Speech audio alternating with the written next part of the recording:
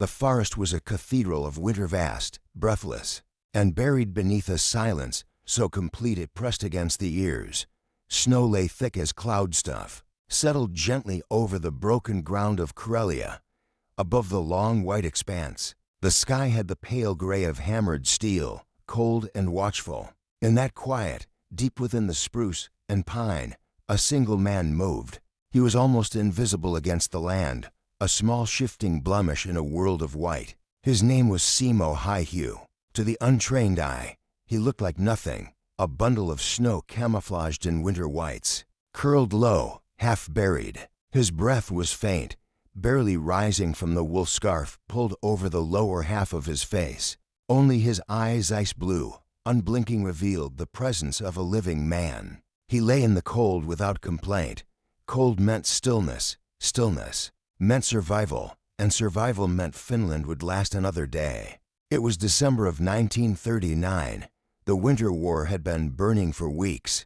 A sudden flame sparked when the Soviet Union rolled across the border, expecting Finland to fall in days. The Red Army outnumbered the Finns almost 10-1. They had tanks, aircraft, endless artillery. Finland had forests, skis, old rifles, and men like Simo. Simo's gloved fingers rested lightly on the stock of his M2830, the Finnish variant of the Mosin Nagant. No scope, no gleaming lens to flash sunlight and betray him, just iron sights, oiled mechanisms, and his own steady hands. For most snipers, a scope was an advantage. For Simo, it was a risk. The cold made glass crack. The breath fogged it. The sun reflected. And besides, he trusted his eyes more than any optical aid. From where he lay, he saw the Soviet patrol long before they saw him. For men, trudging through deep drifts, rifles slung carelessly, talking, laughing even. They were young. Most soldiers were. The oldest of the group looked perhaps 20. Their coats were thick but poorly padded. Scarves were missing, ears red, exhausted. The Red Army had underestimated Finland, and now their soldiers paid the price. Simo exhaled slowly. His world shrank to a single breath, a single heartbeat. A snowflake drifted before his sight line, catching the faint light. He waited. Patience was the quiet ally of all good hunters. When the flake passed, he fired. Not a thunderous shot, but a flat crack absorbed instantly by the snowy woods. The first man crumpled, face first into the snow. The others froze.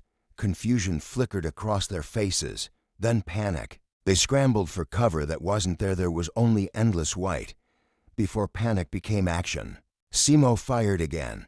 A second man dropped. The third and fourth ran, flinging themselves into the snow, trying to become invisible as he was. But they moved too fast, too loudly, kicking up flurries of powder.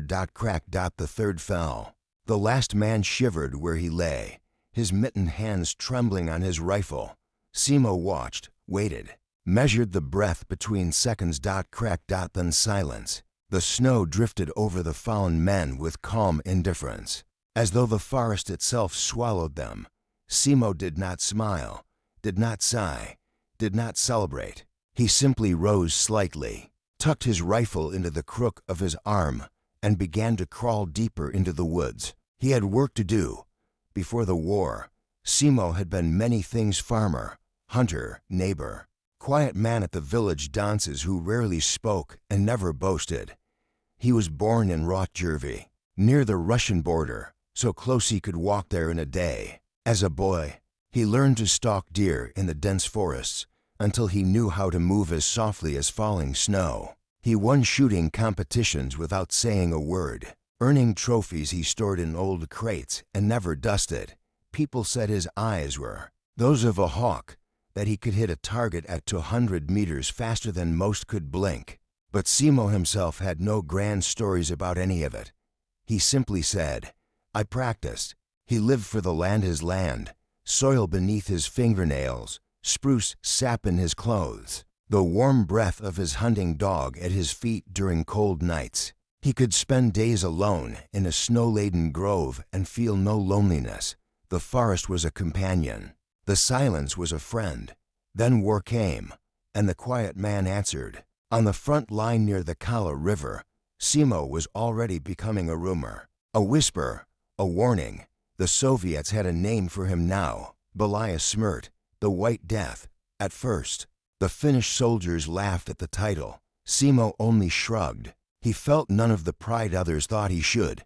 He was not hunting because he enjoyed it. He was fighting because he must. One morning, after a night of -30 cold that froze breath into crystals on mustaches, Simo sat by a small dugout drinking a cup of weak coffee. His commanding officer, Lieutenant Judilainen, the terror of Morocco, approached him with a grin. "Hey," Judilainen said, "they sent another sniper to kill you. Rumor says he's good." Simo blew gently on the coffee. You don't seem worried." Simo took a sip. "Waste of manpower." Judilainen barked a laugh. "That's the spirit. Try not to die, will you? You make the rest of us look lazy." Simo gave the faintest twitch of a smile. "I'll try." Later that day, as the sun dipped behind the tree line and shadows stretched long on the snow, Simo slithered into his favorite hide, a small depression beneath a fallen pine. He packed snow around himself, building walls to dampen muzzle flash, shaping the world to suit him. Before taking his first observation, he performed his habit, placing snow in his mouth to keep breath from steaming visibly in the frigid air. He settled his cheek against the wooden stock. The forest ahead looked ordinary, just spruce and pine. Snow mountains, the distant gray smudge of enemy lines. But Simo knew something was different. A presence, a discomfort in the air, faint as the turn in wind before a storm. He waited. Hours crawled. Then he saw it, a small irregularity. A bump of snow that had not been there yesterday. It was subtle. A novice would have missed it. But Simo saw the unnatural curve, the shape too deliberate to be wind-formed. A sniper. Using the iron sights, he did not look directly at the mound. Instead, he swept his gaze across the terrain casually, pretending to study other angles. A trained counter-sniper would be watching for even the smallest indication of recognition. Simo's breathing slowed. He made no sudden movements. He simply observed. The mound tensed barely. A ripple like a muscle contracting. Then a glint. There, for less than a second. Something metallic reflected the weak daylight. Tiny. Deadly. A scope. The enemy sniper fired first. The bullet hissed past Simo's left ear. Fast enough that the shockwave stung his cheek like a slap. Snow exploded behind him in a fine spray. He did not flinch. He rolled slightly to the side, smooth and precise, lifting his rifle. He aimed not at the mound but at a point just beside it, anticipating movement. The Soviet sniper fired again, panicked, too quick. Simo fired once. The enemy mound jerked, then stilled. Silence reclaimed the woods. Through the drifting snow powder, Simo saw a faint smear of red, staining the white. He slid backward, disappearing into the pines. The legend of White Death grew that day. Weeks passed, each colder than the last. The winter wore ground on as men suffered frostbite, hunger, and exhaustion. The Finns fought like ghosts, striking swiftly, vanishing into forests they had known since childhood. Simo stalked from position to position, often alone, sometimes with small squads who followed him at a distance. He moved as if guided by instinct as old as the land itself. He built snow blinds, dug tiny firing pits, shaped snowbanks to catch bullets. He lay motionless for 10 hours at a time. There were days he fired only once. Days he fired dozens of times. His record grew: 50 kills, then 100, then to 100. But to Simo, numbers meant nothing. The war was not about numbers. It was about Finland, about the farm that waited for him back home, about the people who trusted him not to fail. He rarely spoke. When he did, it was simple. Hold the line, stay low, patience. The younger soldiers admired him with a mix of awe and fear. They brought him extra rations, sharpened his tools, shoveled snow from his dugout. Even though he insisted he did not need help, one evening, a boy no older than 17 approached him shyly. "Corporal Hayha," he said, "may I ask a question?" Simo cleaned his rifle methodically. "Go on." How do you stay calm when they're shooting at you? Simo paused, considering. Think of home, he said finally. Think of something warm. The boy blinked. Does it work? Simo gave a tiny nod. Every time, January arrived like a hammer. Temperatures plunged to -40°C. Soviet attacks intensified. Artillery thundered day and night.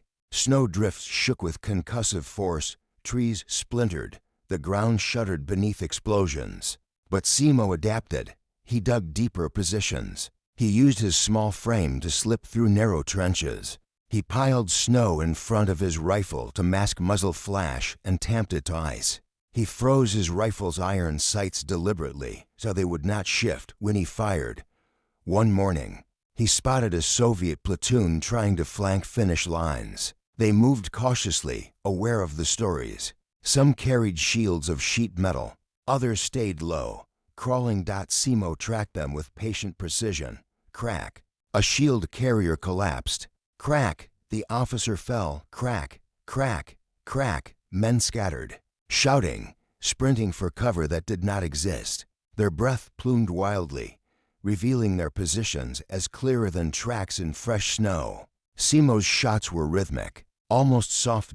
It was said the forest itself exhaled him. By midday, the flank attempt had dissolved into a retreat, leaving bodies half buried in fresh drifts. Finnish reinforcements soon arrived and found Simo sitting calmly beneath a tree, eating a piece of rye bread. Judy Lanen approached, eyebrows raised. You again? Simo shrugged. Just another day. How many this time? The officer asked. Simo took a slow bite of bread. I didn't count. By February, the Soviets were desperate. They bombarded the Kala front relentlessly, determined to break the thin Finnish line. Tanks ground through snowbanks, infantry waves surged forward, and machine guns rattled without pause. Yet the line held. And Simo became a nightmare. The enemy dispatched entire sniper teams to hunt him. He outwitted them all. They fired artillery at areas they believed he occupied. He shifted before every barrage. They set traps, deployed decoys, even attempted to bribe Finnish deserters to reveal his patterns. None succeeded. One Soviet officer wrote in his diary, "He is not a man. He is a demon of the snow." But Simo felt none of the myth. He felt only the cold, the ache in his bones, the hunger gnawing at his stomach, the strain of long days watching men kill and die. His hands ached from frost, though he wrapped them carefully each night. His ears rang constantly with distant artillery, yet he endured. He always endured. The day that changed everything arrived in early March. Simo had taken position near a small clearing. Snow was falling thickly, muting visibility, but he preferred this weather. He blended easily. Enemy patrols grew careless. He crawled forward, careful not to disturb the crust of snow. He set his rifle down, packed snow around him, and prepared for a long wait. It was midday when the Soviet infantry appeared well-equipped, cautious, moving in tight formation. They scanned tree lines, swept the ground, watched the branches. Simo was impressed, until he noticed something else, the glint of metal reflecting faint sunlight. A mortar team. He focused. Mortars meant danger. Mortars meant they had suspected sniper presence. Mortars meant they were hunting him. He exhaled slowly, sighted in on the loader. Then a blast of searing light. Pain erupted across his lower face, white-hot and blinding. He felt himself thrown backward, snow swirling around him as if the forest tilted. His ears roared. His rifle flew from his hands. He landed on his back. The world was silent except for his pulse beating thunderously in his skull. He touched his face. His gloves came away soaked in blood. He could not see clearly, shadows blurred, whiteness expanding in all directions. He tasted iron, thick and warm. A mortar shell had exploded near him. A fragment had torn into his jaw. His thoughts remained calm even through the agony. Move. He rolled onto his stomach, digging his fingers into the snow. Live. He crawled, inch by inch, dragging himself through the snowdrifts, leaving a red trail behind him. Pain surged with every heartbeat, but he endured. He had endured the cold, the hunger, the loneliness of the front. He could endure this. Finnish soldiers spotted him. One shouted. Two rushed forward. Hands lifted him, carried him swiftly across the snow to a field hospital. He drifted in and out of consciousness. Voices echoed, muffled like sounds underwater. He's still alive, how? White death. Tough as nails. Get a stretcher. He felt the warmth of a fire for the first time in months. Then darkness. Simo woke in a hospital bed days later. His face was heavily bandaged, jaw shattered, cheek mangled by shrapnel. Speaking was impossible. Eating required tubes and patience. But he lived, and the moment he opened his eyes, the room erupted with relieved exclamations. He's awake. Good God. Hey, welcome back. Even the general visited him, praising his service. Simo listened silently, offering the slightest nod. It was said he had over 500 confirmed kills before he fell. Some said more. Some claimed many more. Records blurred with the chaos of war, but the legend was carved into Europe's consciousness.